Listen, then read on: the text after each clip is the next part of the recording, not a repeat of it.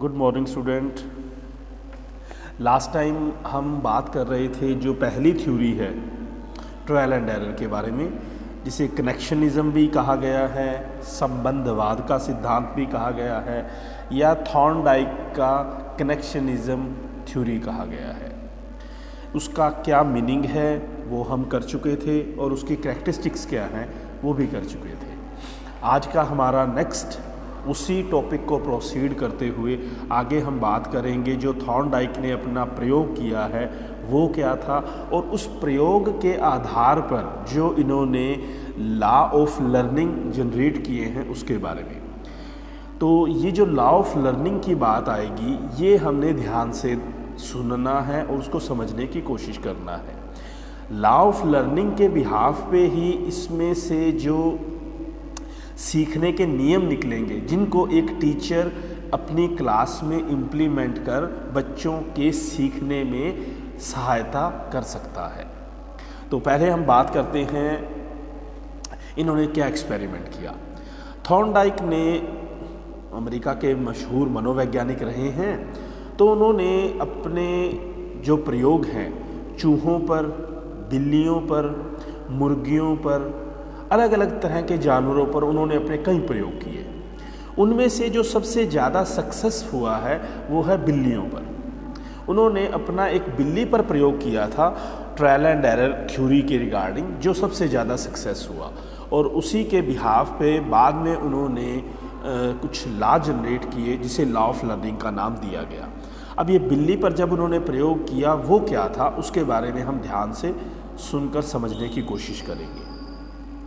जो first law of जब experiment इन्होंने किया बिल्ली पर, तो इन्होंने एक पेटी बनाई, उलझन पेटी जिसे बोला गया है, या यूँ कहेंगे एक बॉक्स, पज़ल बॉक्स जिसे नाम दिया गया, एक पज़ल बॉक्स तैयार किया जिसमें सींखें बनी हुई थी। इस तरह से करके वो पेटी मतलब टाइप की बनी हुई थी जैसे जिसमें आर पार देखा जा सकता है। इस थॉर्नडाइक ने पज़ल बॉक्स का नाम दिया है। तो इसमें बिल्ली को रखने से पहले अब इसमें कुछ खास चीज़ें हैं, जैसे एक पज़ल बॉक्स है, एक भूखी बिल्ली है, और फिर उसके जो टाइमिंग रखी गई है वो उसको सेट किया गया, एक दिन में कितनी बार प्रयोग को दोहराया गया, इन सब के बारे में उन्होंने एक सेटिंग रखी। तो सबसे पहले तो उन्होंने एक पज़ल बॉक्स तैयार किया। अब पज़ल बॉक्स में एक लीवर लगा हुआ था, उस लीवर का जो कनेक्शन था वो दरवाजे के साथ था।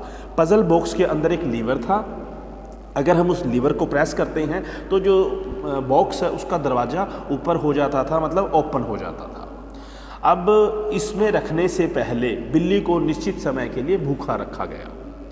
अब भूखा रखा जाना, इसके पीछे क्या कारण है? जिस प्रकार से हमें सीखने के लिए मोटिवेशन की ज़रूरत होती है, हमारी एक ज़रूरत होनी चाहिए, उसी तरह से जब इस प्रयोग को शुरू किया गया तो उसमें शुरू में बिल्ली को भूखा रखा गया। अब जब प्रयोग शुरू किया जाता है तो थॉर्नडाइक द्वारा बिल्ली को इस बॉक्स में बंद किया जाता है। बॉक्स में बंद करने के बाद कुछ दूरी पर बिल्ली के लिए भोजन की व्यवस्था की जाती है, मतलब एक प्लेट में मछली रखी जाती है। मछली की गंध जब बिल्ली को लगती है तो वो उसे प्राप्त करने के लिए हर संभव प्रयास करती है। वो जो बॉक्स था वो ऐसा था, क्योंकि सींचों का बना हुआ है, तो वो बिल्ली उसको जिस दूरी पर पड़ी हुई है प्लेट, उसको आराम से देख सकती थी। अब वो उसको प्राप्त करने के लिए हर संभव प्रयास करती है। उसको प्रयास करने के लिए वो जो सीख हैं उनको काटने की कोशिश करती है, अपने हाथ पैर मारती है, उछल कूद करती है, तो वो हर संभव प्रयास करती है कि वो उस बॉक्स से बाहर निकल के भोजन को प्राप्त कर ले, परंतु उसके जो ज़्यादातर प्रयास होते हैं वो व्यर्थ जाते हैं। इसी प्रयासों के साथ वो मेहनत करती है और उछल कूद करती है। उछल कूद करते हुए बाई चांस उसका पैर उस लीवर पर पड़ जाता है, और लीवर पर पड़ने के बाद वो दरवाज़ा खुल जाता है। खुलने के बाद वो बाहर निकलती है और अपना भोजन प्राप्त कर लेती है। तो ठीक इसी प्रयोग को बार बार दोहराया गया। तो इसमें हमने ये बात देखी कि बिल्ली भूखी है, भूख का संबंध भोजन के साथ है।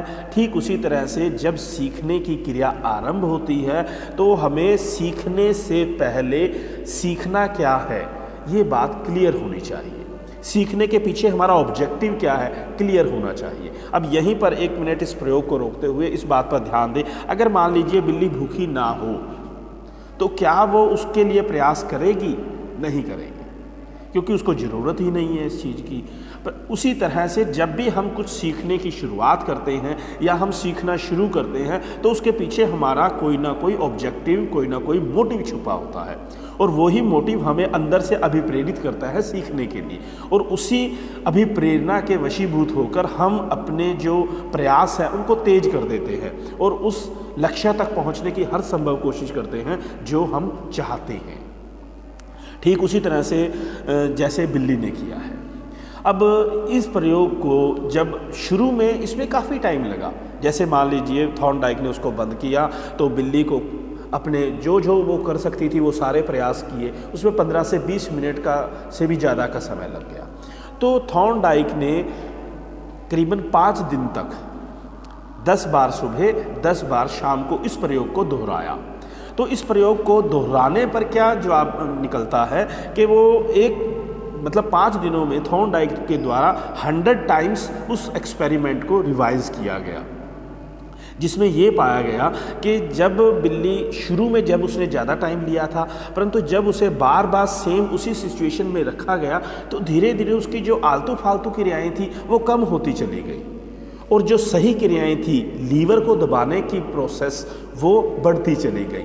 मतलब कहने का क्या है कि जब शुरू में उसको रखा गया तो उसकी बहुत सी क्रियाएं उलझुल थी, बिना किसी मतलब की थी, उनका कोई औचित्य नहीं था। परंतु धीरे धीरे जब उछल कूद की, सेकंड टाइम उसको ये पता लग गया कि यहाँ पर उछल कूद करने से दरवाज़ा खुलता है। तीसरी चौथी बार जब उसने ये देखा कि इसी एरिए में उछल कूद करने के साथ जब पैर लीवर पर पड़ता है तो दरवाज़ा खुलता है, तो कुछ प्रयासों के बाद इस बात का उसको पूर्ण विश्वास हो गया कि इस लीवर का संबंध दरवाजे के साथ है। तो वो क्या करती है, मतलब जब शुरू से लेके लास्ट तक आते आते वो बिल्कुल कम समय लेते हुए, जैसे ही बिल्ली को बंद किया जाता है वैसे ही अंदर जाने के कुछ मिनटों बाद वो लीवर पर पैर मारती है, दरवाज़ा खुल जाता है और बाहर आके अपने खाने को प्राप्त कर लेती है।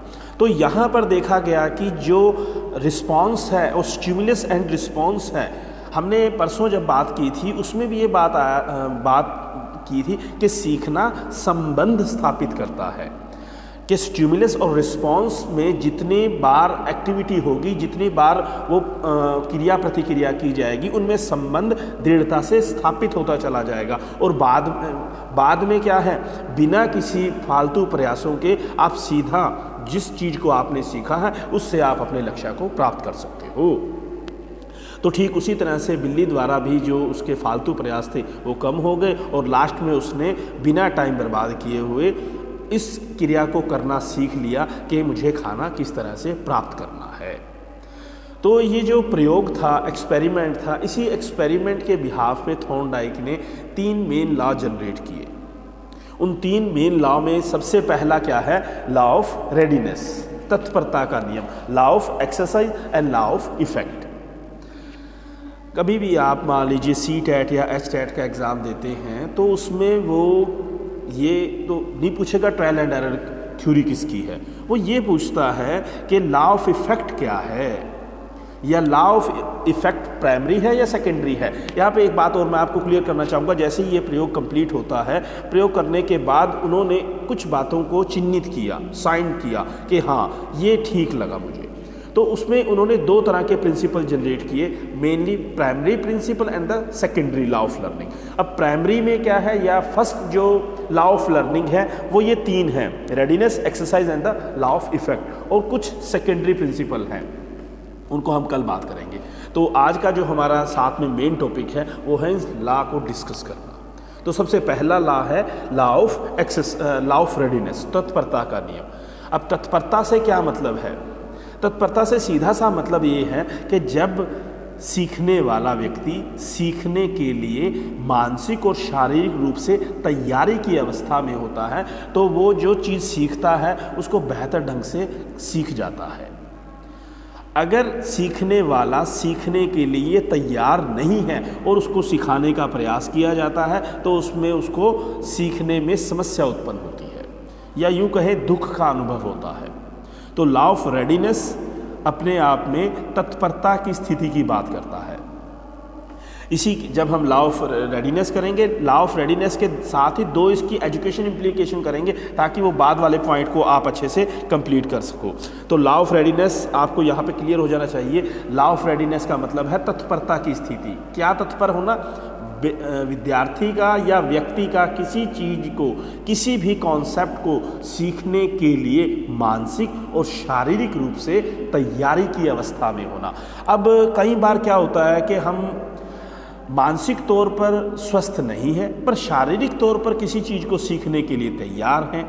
तो अगर हम शारीरिक रूप से तैयार हैं बट मानसिक तौर पर स्वस्थ नहीं हैं तो भी हम नहीं सीख पाएंगे। अब मानसिक तौर पर तैयार है और शारीरिक रूप पर तैयार नहीं है तब भी नहीं सीख पाएंगे। तो सीखने का पहला लॉ यही कहता है कि जब भी हम कुछ सीखें तो शारीरिक और मानसिक तौर पर तैयार होने चाहिए। अब इससे बेनिफिट क्या होता है या इसकी एजुकेशन इम्प्लीकेशन क्या है? इसमें है सबसे पहले विद्यार्थी को भी प्रेरित करना। अब इसकी एजुकेशन का इम्प्लीकेशन में अगर हम बात करते हैं तो एक टीचर को अपनी क्लास में सब्जेक्ट मटेरियल शुरू करने से पहले, कोई कॉन्सेप्ट कराने से पहले, कंटेंट करवाने से पहले विद्यार्थियों को अभिप्रेरित किया जाना चाहिए। मतलब उनको शारीरिक और मानसिक तौर से तैयार किया जाना चाहिए। यदि सीखने वाले सीखने के लिए तैयारी की अवस्था में होंगे तो वो जो सीखेंगे वो बहुत जल्दी आत्मसात कर पाएंगे, उसको बहुत जल्दी सीख पाएंगे। दूसरा है रुचि उत्पन्न करना, इंटरेस्ट क्रिएट करना। तो सीखने के जब टीचर सिखाने की शुरुआत करता है तैयारी के लिए साथ साथ उसमें जो चीज़ पढ़ाई जा रही है उसमें इंटरेस्ट क्रिएट किया जाना चाहिए। अब ये दोनों काम, मोटिवेट करना और इंटरेस्ट क्रिएट करना, ये दोनों काम टीचर के हैं। अब इसके आप पॉजिटिव एस्पेक्ट देखते हैं। अगर मान लीजिए टीचर क्लास में कुछ भी करवाने से पहले बच्चों को उसकी महत्ता के बारे में बताता है कि बच्चों आज जो हम पढ़ रहे हैं ये क्यों पढ़ रहे हैं, इसकी हमें क्यों ज़रूरत है, इसको पढ़ने से हमें क्या बेनिफिट होगा या ये कितने मार्क्स का आएगा। मतलब जो भी मोटिवेट किया जाना है वो आप बच्चों के साथ, बच्चों की ज़रूरत के साथ अगर उस चीज़ को जोड़ देते हो तो ज़रूर ही वो इस बात के सीखने के लिए अभिप्रेरित होंगे। साथ में रुचि का इसमें इंटरेस्ट का क्या संबंध है? यदि बच्चों को सिखाने के साथ साथ उस जिस चीज़ को हम सिखाने जा रहे हैं उसमें इंटरेस्ट क्रिएट कर दिया जाए। इंटरेस्ट क्या है? इंटरेस्ट एक जो जिसे रुचि कहा गया है, ये हमारे मन की एक ऐसी अवस्था है जिसको हम प्राप्त करना चाहते हैं।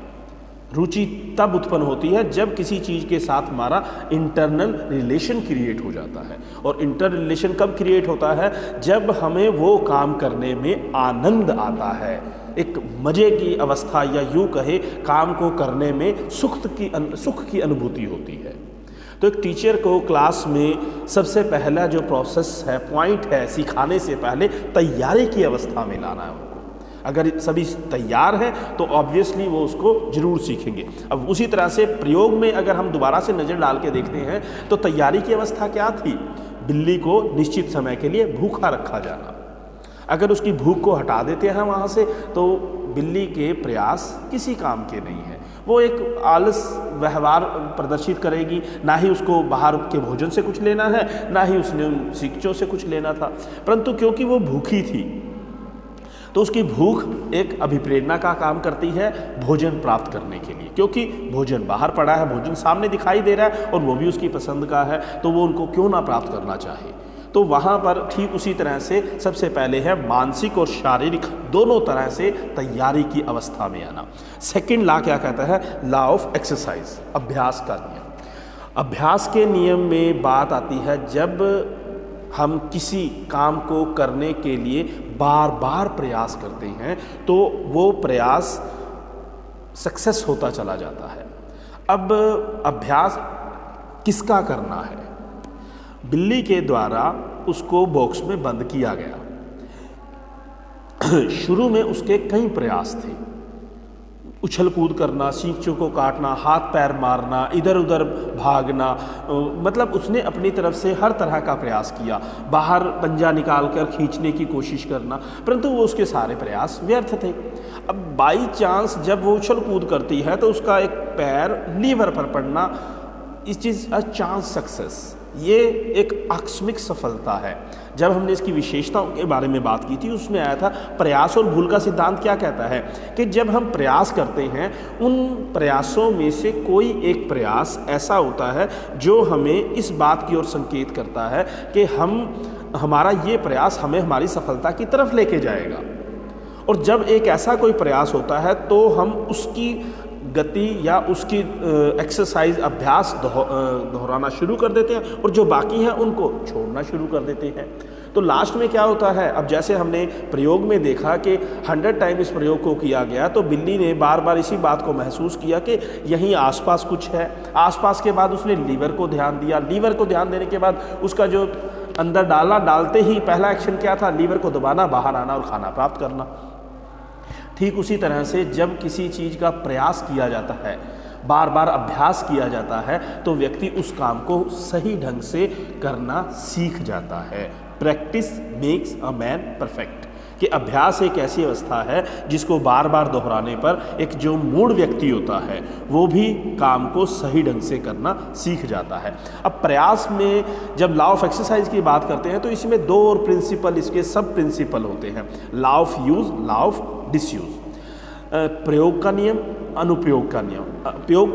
प्रयोग का नियम क्या कहता है कि जब उद्दीपन और उसके प्रति होने वाली प्रतिक्रिया बार बार अभ्यास किया जाता है तो दोनों में पॉजिटिव रिलेशन क्रिएट हो जाता है और व्यक्ति उस क्रिया को सही ढंग से करना सीख जाता है। डिसयूज का लॉ क्या कहता है कि जब उद्दीपन और प्रतिक्रिया के बीच में 1 या 2 बार क्रिया करने के बाद उसको छोड़ दिया जाता है तो धीरे धीरे वो प्रयास खत्म होता चला जाता है। मतलब कहने का है कि अगर आप किसी काम को एक बार सीखने के बाद दोहराते हैं और पक्का होने की स्टेज तक उसको दोहराते हैं तो वो फिर ताउम्र आपको नहीं भूलता।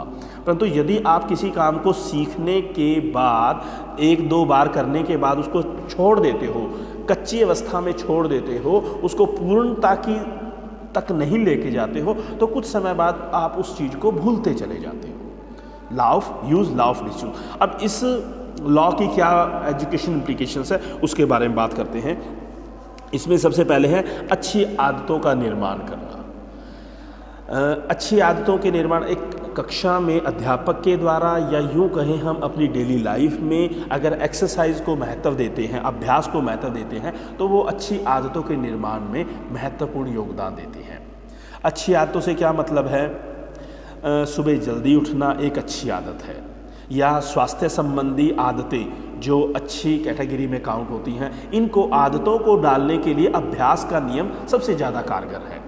यदि हम उनको शुरुआत करते हैं और बार बार दोहराते हैं तो ऑब्वियसली लास्ट में हम उस अच्छी आदत का पक्षधर हो जाते हैं, हम उस वो अच्छी आदत हमारे व्यवहार का अंग बन जाती है। ठीक उसी तरह नेक्स्ट है बुरी आदतों को दूर करना। जिस प्रकार से अच्छी आदतों को डालने के लिए, अच्छी आदतों को व्यवहार का अंग बनाने के लिए अभ्यास की ज़रूरत है, ठीक उसी तरह से बुरी आदतों को छुड़वाने के लिए भी अभ्यास के नियम अपना पूर्ण काम करता है। बुरी आदतों में किन बातों की बात करते हैं, जैसे कई बच्चों की आदत होती है नाखून काटने की। बैठे बैठे क्लास में बैठे होते हैं, मुंह में हाथ डालकर नाखून काटते रहते हैं। तो वहाँ पर अगर एक अच्छी आदत है, ठीक उसी तरह से अच्छे टीचर के द्वारा किए गए अच्छे अभ्यास के द्वारा उन बुरी आदतों को भी छुड़वाया जा सकता है। या यूँ कहें कि हम अपनी डेली लाइफ में मान लीजिए किसी तरह की कोई गलत आदत या किसी गलत संगत की वजह से किसी आदत का शिकार हो गए हैं तो सही अभ्यास करके बुरी आदतों को छोड़ा भी जा सकता है। नेक्स्ट बात करते हैं शुद्ध उच्चारण, प्योर प्रोनाउंसिएशन। शुद्ध उच्चारण से मतलब ये है कि जब बच्चे को बोलने की प्रैक्टिस करवाई जाती है तो वहाँ पर कई बार कुछ बच्चों को प्रोनाउंसिएशन में हल्की फुल्की प्रॉब्लम्स आ जाती हैं, स श में फ़र्क नहीं कर पाते, या कुछ ऐसे शब्द होते हैं जो गलत दोहराते हैं। तो अभ्यास के द्वारा बच्चों को शुद्ध उच्चारण एक शब्द का बार बार बोलकर अभ्यास करवाना या लिखवा कर अभ्यास करवाना, शुद्ध उच्चारण की जहाँ तक बात है, स्पीकिंग कॉन्सेप्ट इसमें क्रिएट होता है। तो आप बच्चे के बोलकर अभ्यास करवाने के द्वारा उसकी प्रैक्टिस करवा सकते हो। लेखन में सुधार भी अभ्यास पर निर्भर करता है।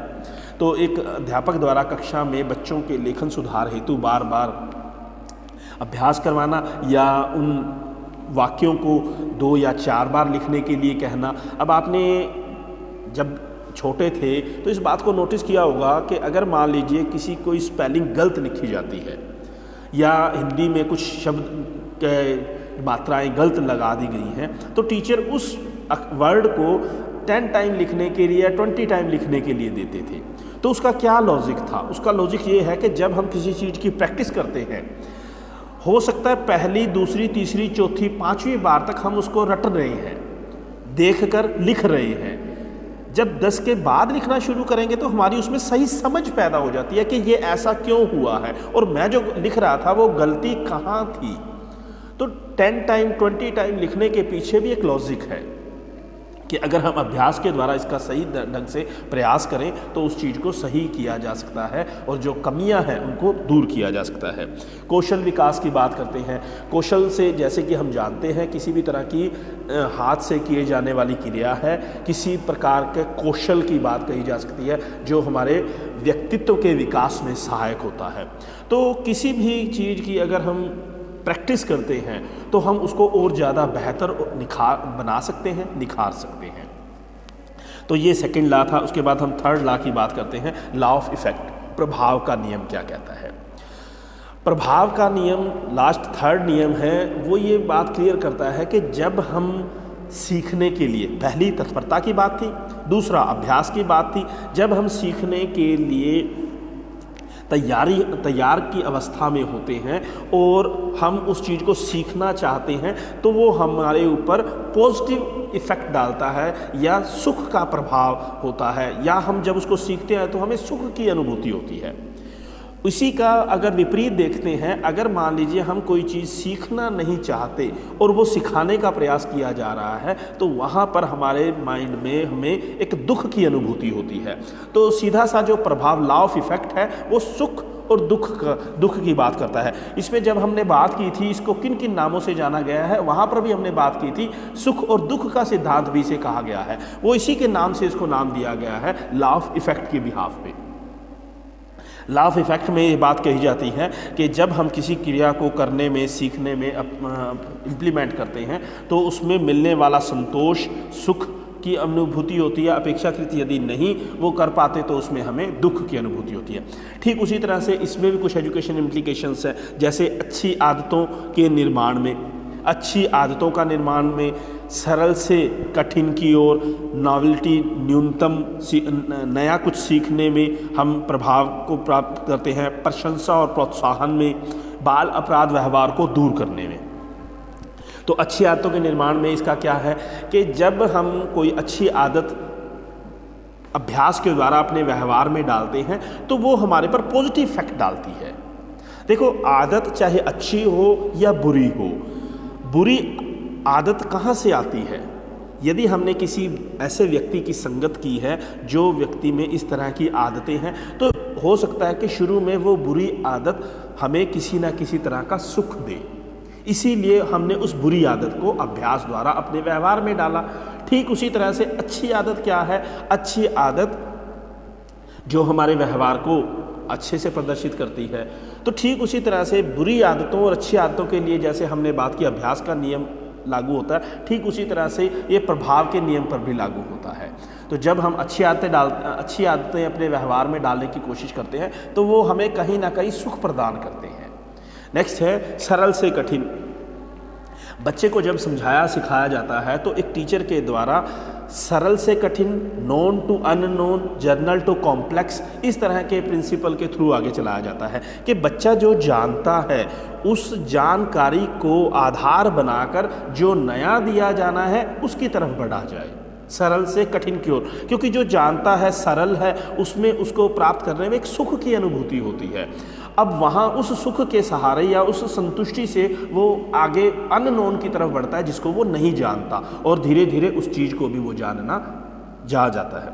नेक्स्ट है नॉवेल्टी। नॉवेल्टी का मतलब क्या है कि नए तरीके से जब टीचर के द्वारा क्लास में कुछ करवाया जाता है तो वो डेली रूटीन की जो एक प्रैक्टिस है उससे अलग हट के कुछ करवाया जाए, ताकि बच्चों को सीखने में एक नवीनता आए, उनको एक नए ढंग से सिखाया जाएगा, समझाया जाएगा, तो उनके सीखने का जो मोटिवेशन है वो इंक्रीज़ हो जाएगा।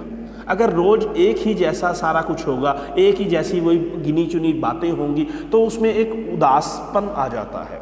और अगर कुछ नयापन है तो सीखने वाला और सिखाने वाला दोनों ही बहुत अच्छा गुड एनवायरनमेंट क्रिएट होता है, जिसका दोनों पर पॉजिटिव इफेक्ट पड़ता है।